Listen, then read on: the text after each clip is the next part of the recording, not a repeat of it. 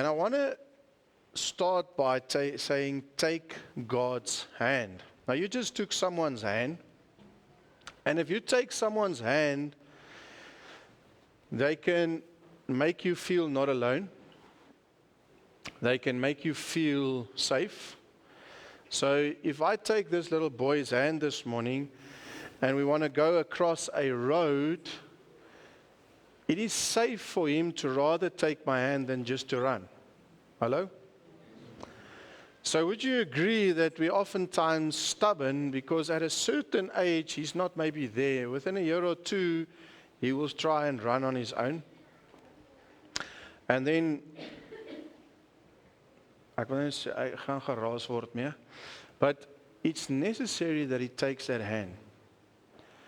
And that hand guides, that hand helps the pace, because oftentimes we run too quickly.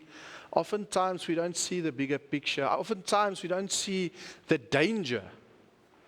So we need to take that hand. And doesn't matter how old you are, God is always your Father.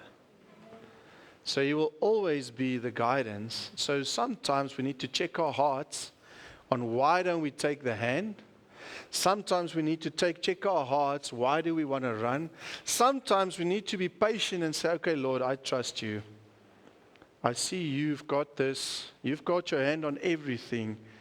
I didn't see this truck coming. I didn't see this danger coming.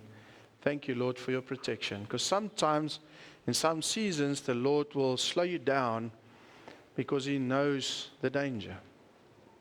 Amen.